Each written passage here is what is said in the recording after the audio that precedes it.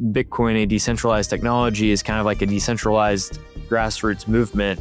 And so, yeah, I would expect a lot more private companies to have probably at least been starting to adopt a Bitcoin treasury strategy compared to existing public companies that are like mega corporations that would need to convince, thousands of people potentially to even consider something like this. In 2020, Michael Saylor and MicroStrategy kicked off a new era in corporate finance when they announced they were buying Bitcoin. It was a move that got him lambasted by the media, especially in 2022 as the Bitcoin price crashed from 69,000 down to 16. They kept buying all the way through and have been one of the top performing stocks over the last 5 years. And during that time now, a number of companies have followed their path and initiated different versions of corporate treasury strategies, allocating capital on their balance sheet to buying Bitcoin. This week, we are joined by an expert in the subject for a conversation around corporate Bitcoin treasuries. Joe Burnett is the director of Bitcoin strategy at Semler Scientific, which is the second American public company to take this strategic decision. Hope you enjoy it. All right, welcome to another episode of the Block Reward Podcast. This week, we are joined by Director of Bitcoin Strategy at Semler Scientific, Joe Burnett. Joe, welcome to the show. Hey, Scott. Thanks for having me. Really excited about having you on. It's a topic that I've wanted to cover on this show for some time, and I've been searching for the right guest to do it. So thank you for coming on. It's the subject of Bitcoin corporate treasuries is like exploding into kind of the lexicon of not just like the Bitcoin world, but it has the potential to reshape the way companies imagine like balance sheet management and capital protection. I wonder if maybe just as like a starting point, you could just give like our listeners a very high level overview of like, why would a company want to own Bitcoin as an asset? Yeah, absolutely. That's a great question. And I think a great starting point. I think of companies, governments, individuals, families, all in a similar way, in that they are one entity if you combine all of the key stakeholders within each of those entities. And a lot of their, objective or key objective for all of those entities is to have money, preserve wealth over time, and allocate capital, to save for the future, to invest in things, to build things, to do things that they want to do in the future. And so whether you're an individual, corporation, government, or whoever, your objective is to find the best form of money that exists on Earth. And over time, different forms of money have evolved, whether that's been ray stones, seashells, glass beads, gold, silver, fiat money, and now Bitcoin. Societies have converged on specific tools that have specific monetary properties that happen to be converged on as money.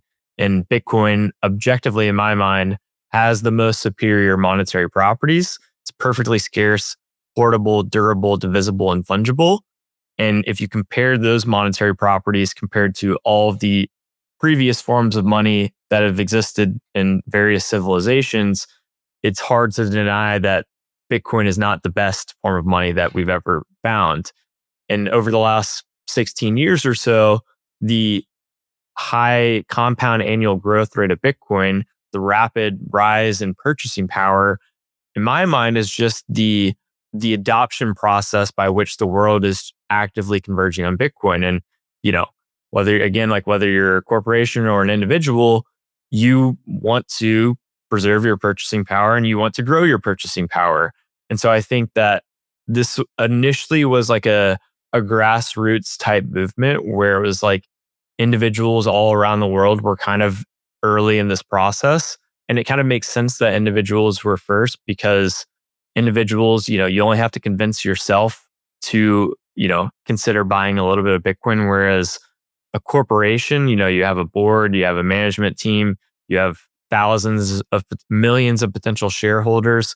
There's a lot of stakeholders that you kind of have to get on board at the same time, similar with governments. So it kind of makes sense as to why individuals adopted Bitcoin first on a relative basis, and then corporations are doing it now. But it seems like that's been the next, this current wave of adoption, as you mentioned. It's just corporations finally having enough power and incentive to actually start to adopt Bitcoin as a form of money. And so I think that's what we're seeing right now. Thank you for that. That's a great starting point. So, I mean, kind of famously, MicroStrategy, now Strategy, was the first company to make this move in 2020, and Michael Saylor kind of spent the first few years of it getting absolutely blasted by the media and holding his conviction. And obviously now the company has gone on to do something sort of trailblazing and revolutionary. Semler was the second corporation to adopt a Bitcoin standard. So that's like a step further. I think, there's the idea of a company owning Bitcoin, and then there's this concept of like operating a company on a Bitcoin standard. And so what does that mean? Yeah, it's a really good question. Because you've seen like companies like Coinbase, Block, I believe, and Tesla that have put Bitcoin on their balance sheet, but by no means is it like a key major pivot in the operations of the company on a day-to-day basis, right? Like they're still focused on producing a lot of the shareholder value via the products and services that they sell. Semler Scientific does still have a valuable healthcare business, does still have like 80 or so employees that work on that business. But at this point, I think the Bitcoin Treasury is like a majority of the value of the company. And it's one of the key ways that we think about producing stockholder value going forward. One potential way of framing what it means to operate on a Bitcoin standard, maybe using something like Bitcoin as a unit of account to some extent, or a hurdle rate for capital allocation. So, for example, a Semler Scientific, whenever we publish our Bitcoin acquisition announcements, we include a metric that Michael Saylor created called BTC yield, which is just the change in Bitcoin per fully diluted share over a certain amount of time. And so in a way, it's like if you're on a Bitcoin standard, you want to be increasing the amount of Bitcoin that you have over time, irrespective of the short-term price volatility that we know Bitcoin has if you're measuring in dollars. But we're trying to stack more Bitcoin over time because we know that regardless of the short-term volatility, we think that Bitcoin is going to be worth significantly more in the future.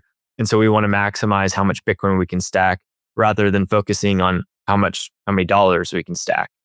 So maybe that's a way of framing it. I think the community probably like has even thought about exactly what it means to be on a Bitcoin standard, but that's kind of how I would frame it. Yeah, it's so early, and I think from 2 to I don't know how many companies now have adopted some form of treasury strategy. I think we're in this phase of it where it's early and there aren't any rules yet. There are some other like terms and metrics that might be worth talking about. MNAV is one. Could you talk a little bit about MNAV and maybe any other sort of like terms that you guys are thinking about as sort of corporate language for ingraining this process into your company? Yeah, MNAV is a very hot topic, and it's probably like other than BTC yield, that one is probably the other critical metric that everyone seems to be fascinated with. Basically, what it is what does the price of your company trade at relative to your Bitcoin net asset value?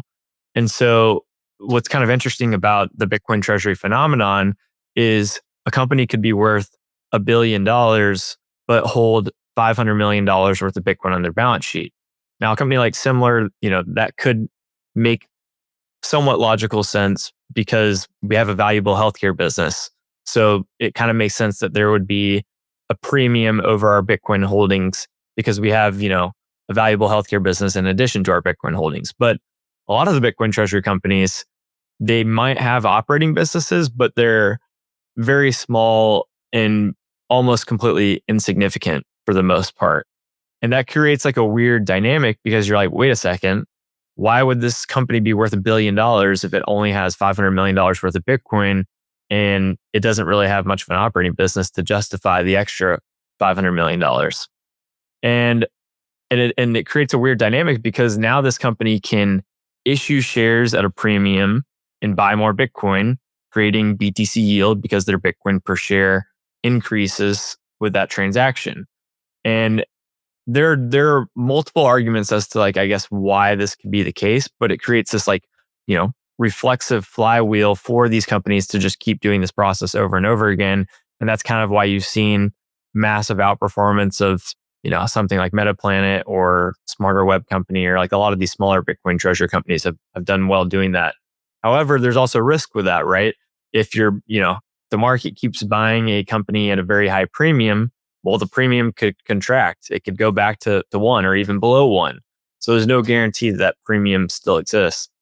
And then the other thing, I guess, with MNAV is it became a hot topic when everyone was like, "Oh my gosh, you need to invest in the Bitcoin treasury companies that have a really high MNAV because they are the ones that can create that flywheel.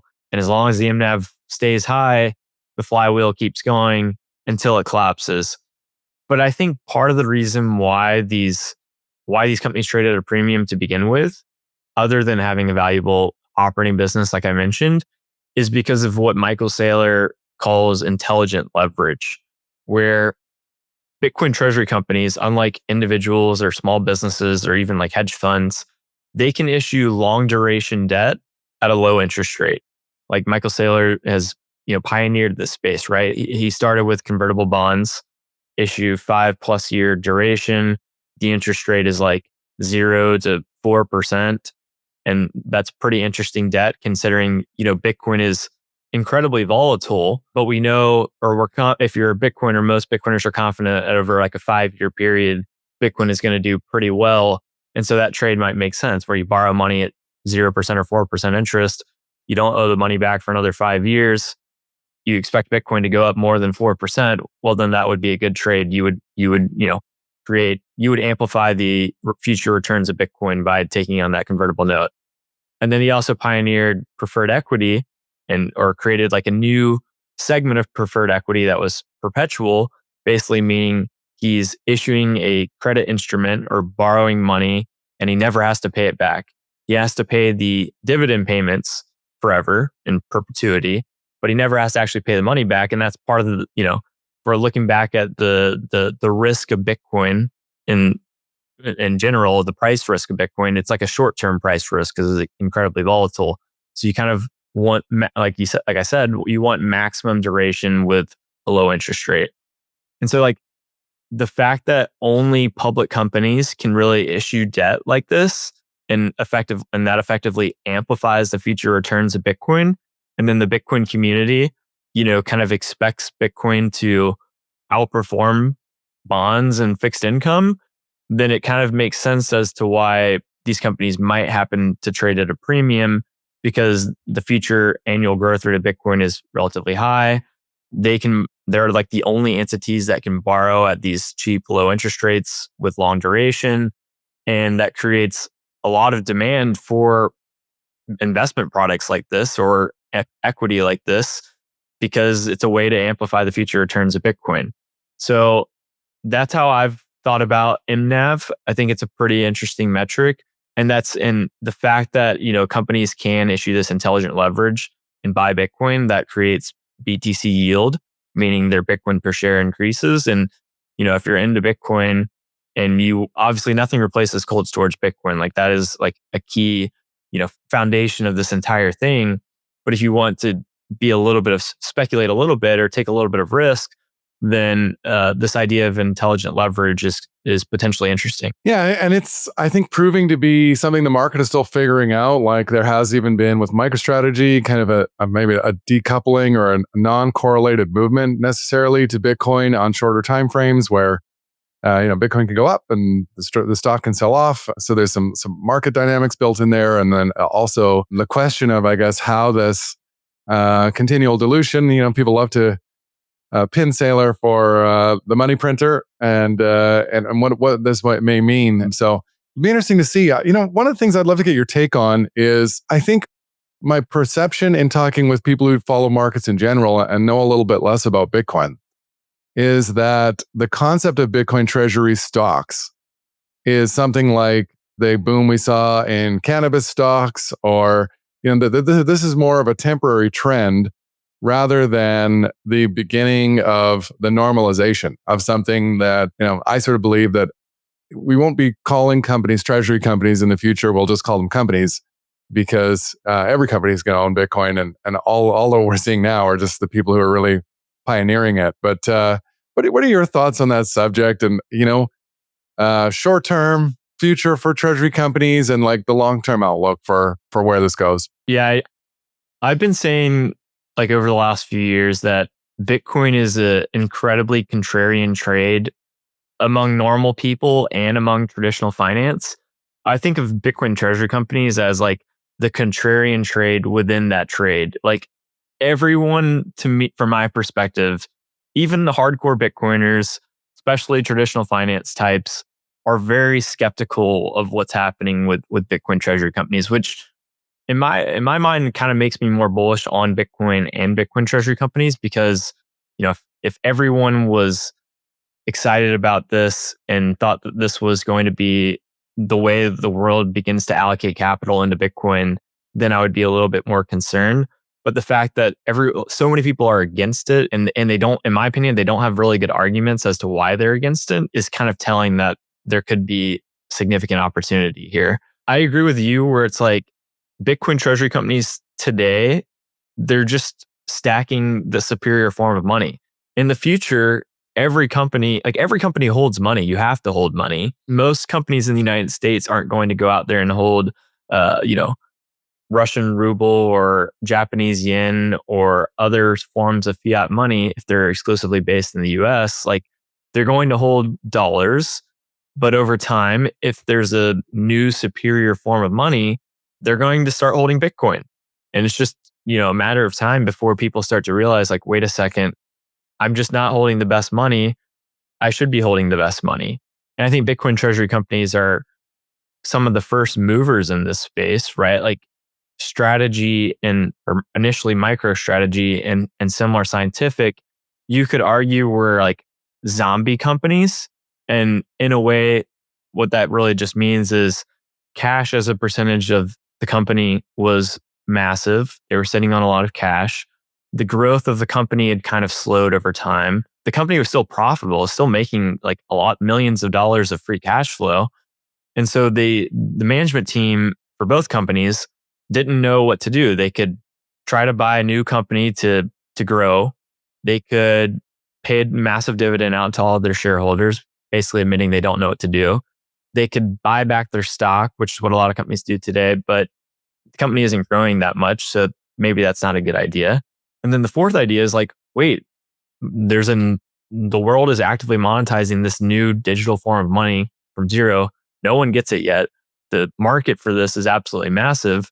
We could be the first and second real operating company to adopt a Bitcoin treasury strategy. And that's exactly what Strategy and Semler Scientific did. And I think we're going to continue to see more and more real operating companies that are public and private that decide to put Bitcoin on their balance sheet in order to save for the future. So yeah, I think that it's something that's going to keep happening over time. Like right now, it may look like it's taking longer than you might have expected. I mean, Strategy started doing this in 2020. Semler Scientific started doing this in 2024. Now we're seeing like a proliferation of Bitcoin treasury companies, but in a way, it's kind of like new companies that didn't exist and they're almost like shell companies to some extent. But if you look at what they're doing, a lot of them are just holding Bitcoin. Like they're not even necessarily taking on a lot of leverage. Like Strategy and Semler Scientific, from what I've seen among Bitcoin treasury companies, are probably the more leveraged Bitcoin treasury companies. And they're not even really that leveraged. Like I think both are Strategy might be around 15% debt to or credit to Bitcoin net asset value. And then Semler might be around 20% credit to Bitcoin net asset value. And if you think about it that way, it's like the most leveraged Bitcoin treasury companies compared to like real estate, where it's very common to put 20% down and borrow 80% just to purchase the real estate or the house. Bitcoin treasury companies are like the opposite, where they put 80% down, then they borrow the 20 to 15% more and to buy a little bit more Bitcoin. So they're like massively over collateralized. They are taking on leverage to amplify the future returns of Bitcoin, but the leverage is very minimal. And so it's the risk I think that people perceive these treasury companies to have, I think are like very overblown, at least at the moment.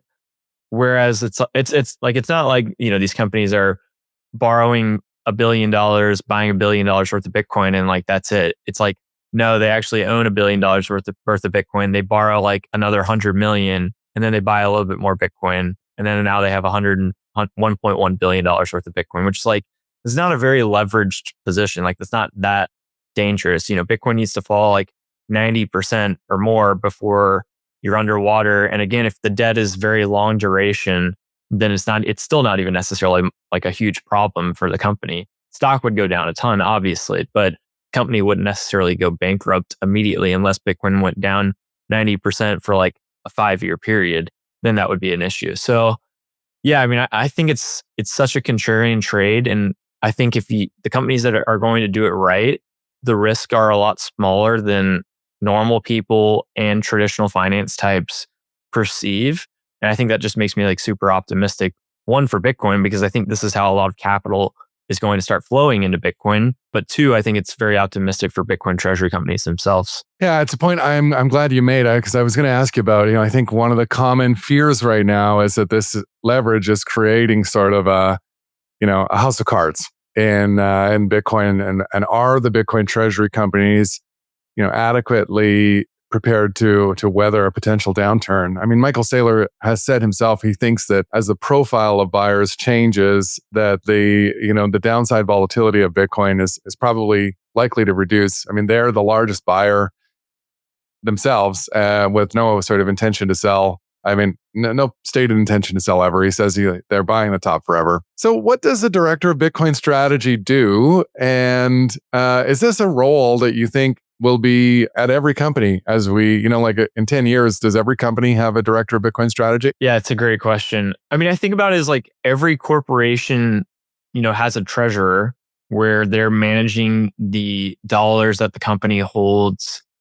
And that's like, you would think that's pretty straightforward, but a lot of thinking goes into that. It's like, well, what form of dollars do we want to hold? How many dollars do we want to hold? Do we want to hold T-bills? Do we want to hold commercial paper? Do we want to have some in a checking account? Do we want to have some in a savings account? Do we want to have some in a money market fund?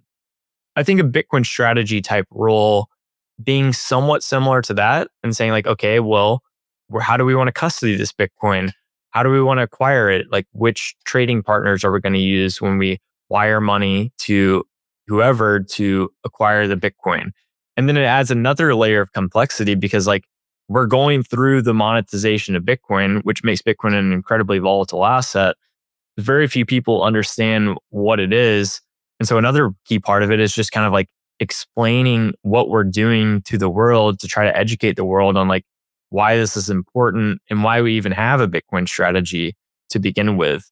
And then of course you add the other layer, since it's in the monetization of Bitcoin, we have the option to take on intelligent leverage to amplify the future returns of Bitcoin. And so that's another layer of like, okay, well, what intelligent leverage do we want to take on? Like Semler Scientific earlier this year took on a $100 million convertible note. We've noted in our proxy statement that we are looking to authorize the issuance of future preferred equity, which is similar to, potentially what Saylor has done. So there's like so many ways to issue fixed income liabilities to acquire more Bitcoin to amplify the future returns of Bitcoin.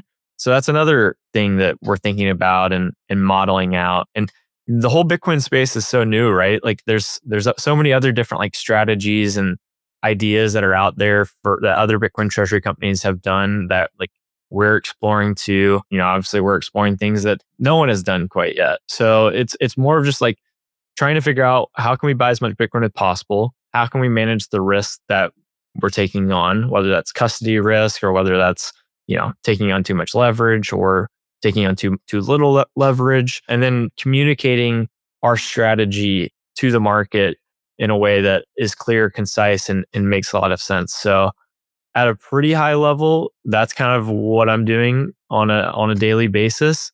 And yeah, I think more and more companies are going to need to have Bitcoin treasury or Bitcoin strategy roles, just like they have US dollar treasury rules and so on and so forth. And I think, during the monetization of Bitcoin, it gets more complicated and there's a lot more moving parts compared to just, a normal corporation holding $1 billion of cash, 1,000 different ways. When you add Bitcoin to the mix, there's so many different levers and flavors that you can pull and adjust that makes it more complicated than it might just seem. Yeah, I mean, we're really talking it today about like a couple hundred companies, and I don't know how many millions of companies there are worldwide, but we're at a Bitcoin price, whatever, north of 100,000 US, and a small, tiny portion of a percent of of American companies would even think about doing this. So, although I do wonder how many private companies are employing Bitcoin strategies and not talking about it publicly, and that's something I would be curious to know more about. Yeah, definitely. My intuition is it's higher. It's a higher percentage compared to public companies. Like, I think it kind of relates to what we were talking about earlier, where it's like a lot of people are surprised that individuals front ran Wall Street on the monetization of Bitcoin so far. But in my mind, it makes sense because it's so new and an individual can make a decision faster than a corporation or an investment bank or an institutional manager of money. Like, they have a lot of stakeholders that have to get involved in at the same time. A private company, depending on how it's structured, could be the same way. If it's owned by a few or couple individuals, they can move faster because they don't have to convince a number of people to get on board and to, listen to a Michael Saylor podcast or read the Bitcoin Standard book or check out the Bitcoin white paper and so on and so forth. It's like, you just kind of have to get a couple people on board and then you can execute the strategy. And so it makes sense that Bitcoin, a decentralized technology, is kind of like a decentralized grassroots movement. And so, yeah, I would expect a lot more private companies to have probably at least been starting to adopt a Bitcoin treasury strategy compared to existing public companies that are like mega corporations that would need to convince, thousands of people potentially to even consider something like this. Maybe if we have any listeners who this might fall into that category, we've sort of talked about the Bitcoin as an apex form of money, and we've talked about public companies having access to these different tools for raising capital. How would you frame like a small business owner's decision to start a Bitcoin treasury? Like, what's the difference there, and what would they be thinking about? Yeah, I mean, a small business owner is an interesting perspective. One, I think it's somewhat similar to a public company, but you probably have less options in terms of the quote unquote intelligent leverage that you can take on, right? Like, you can't really issue preferred equity to the same degree. You can't issue convertible bonds to the same degree or the same size, likely, or it's not going to be nearly as liquid as a public company. However, if you're a private company that is profitable, that's kind of a key idea. If you're unprofitable, then you kind of need to keep raising money to keep funding your operations. If you are profitable, then you're generating free cash flow and you may not necessarily know what to do with that cash flow, right? Like, again, you could pay it out to your shareholders, which could be, yourself and a couple other people. You could buy back your stock, which probably wouldn't really make much sense for a small company to do something like that. Or you can acquire other businesses. You can innovate with your business. If you see a really good opportunity, that could still be a great idea, irrespective of Bitcoin. And then, the final option is like, okay, you're growing. Maybe you're making like $1 million a year for your small business. You are allocating some capital to like keep improving your product or service, but like, there's nothing that you immediately see that would create a really great return for your company. You don't see any companies that you should acquire. Okay, well, now it kind of makes sense to start just buying $1 million of Bitcoin every year and seeing where that goes. And you can do that. And going forward, you can start using Bitcoin as a hurdle rate for capital allocation. Like say you have a car wash or something like that. If all of a sudden, you adopt the Bitcoin treasury strategy, you're saving $1 million of Bitcoin per year. And then a couple of years later, your Bitcoin is worth a little bit more, and a really good opportunity to expand your car wash business opens up. Like, the perfect real estate spot is available. The price is very low, maybe because it's a just distressed seller. The construction guy, his prices have come down, maybe due to like some technology advancement that occurred. It's easier to build a car wash. Now all of a sudden you have this pile of savings and you see a really good opportunity, you run the numbers, you're like, oh my gosh, like this is going to be a great return on investment. We'll make our money back pretty quickly and and increase our profitability. Then in the future, you can allocate that capital that you saved to buy that land, build that new car wash, and do that going forward. So I think the way to think about it is just like any excess profits that you have can be allocated to Bitcoin. Going forward, then you just need to be very selective on how you deploy that capital if you ever decide to do so in the future. And you don't have to. If there are no good opportunities or no really good opportunities, you can just hold Bitcoin and you'll do probably pretty well. So that's like one way, I guess, a small business could think about adopting a Bitcoin treasury strategy. One of the other kind of interesting use cases I've seen from like local Bitcoiners that I've met is using Bitcoin in minority partnerships as a way to fund a succession planning for the business. So there's an agreement where the Bitcoin appreciates, and eventually that's the thing that affords a buyout of a majority partner. So lots of ways this could go. There's been some criticism among Bitcoiners for proof of reserves, lack of proof of reserves. From strategy, Michael Saylor has taken some flack for his stance on this. What's your take on a Bitcoin treasury company's need or requirement to be transparent about actually owning the Bitcoin or where their Bitcoin could be found on the blockchain? Yeah, it's a really good question, and I think like my opinion has somewhat evolved from before joining one of the largest Bitcoin treasury companies and after. Like before, my view is like, oh, everyone should post their addresses on the internet, and that's a good thing. And I think like over time, we've seen like potential flaws of that, right? Like El Salvador has kind of been under criticism for this, where they have their mempool.space, website that's been created. They're adding like 1 Bitcoin a day or whatever it is to their balance. But there's like a lot of evidence from what I've seen that they're not actually buying 1 Bitcoin per day. They're just moving Bitcoin that they had in some other wallet to this public wallet that they've disclosed.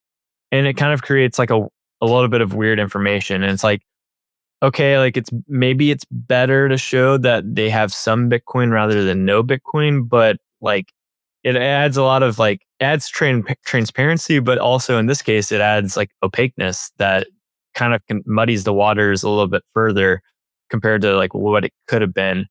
Also, like I think a lot of people don't necessarily understand like the accounting and audit standards that are in place for public companies, where it's like, okay, if you have a large auditor that's auditing your Bitcoin holdings every quarter, and you have the management team saying that they own X amount of Bitcoin, it's like the management team would have to be lying, the auditors would have to be lying, and like the auditors like require pretty extreme like proofs to show that you have the Bitcoin. They're like, okay, you say you have, I'll make up a number, 10,000 Bitcoin. Well, move it on chain and show me that you can move it. And then that's what happens. And then you prove to the auditors like, okay, like here's the Bitcoin. We just moved it for you on our behalf.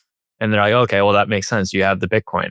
And so like those are like the types of things that get done from behind the scenes of a public company. And again, like there would have to be a lot of collusion and very illegal things to be done for like a public company to be like, oh yeah, we have 600,000 Bitcoin, but they don't actually have any Bitcoin, or they have like significantly less than that. Like this is just like a very unlikely scenario. The other thing I think it's kind of interesting with proof of reserves is like, for example, if Semler Scientific has a liability that they have to pay at some point in the future, and we have disclosed that we plan to pay this liability via a Coinbase margin loan. And so that would be depositing Bitcoin into this loan. Wouldn't expect us to hold the loan very long because we don't like that. But theoretically, the way it would work would be like you deposit Bitcoin into this account. And the way that account works is you can't see the Bitcoin, or they don't disclose the address of the Bitcoin when you move Bitcoin into that specific account. And so if we did proof of reserves, we wouldn't be able to show that we have a small segment of the Bitcoin that we need to obtain that loan. So there's like a lot of like complexities behind the scenes. The other thing is like when you file a Bitcoin acquisition announcement, you have to file an SEC filing, which is an 8K. And you have to make sure like whenever you do these types of things that There's not material, non-public information that goes out before you file with the SEC. And so it's kind of like, you know, you would file a Bitcoin treasury company would file the 8K, then need to make sure that they move the Bitcoin like right after that to prove and to whatever wallet that they publicly disclose, to make sure like there's no questions asked, there's no confusion about like, wait, do they have the Bitcoin? Do they not? Like they just said they bought 1,000 Bitcoin, but I don't see it on the mempool. Like where is it? Like, oh well, they had to move it at some point. Like someone behind the scenes has to do that process to make it happen. And it's like, you know, if we're already like proving it to the auditors, maybe it's not like a super big requirement. And like, you know, I kind of like, you know, now I think I subscribe more to like Saylor's view, where like if there's like a way to do a zero knowledge proof of a proof of reserve, where it's like you're still cryptographically verifying that you own X amount of Bitcoin, but you're not revealing anything public to the world for, you know, security reasons, for privacy reasons, for kind of like what I just talked about. That could be pretty interesting. And it seems like that'll be developed at some point.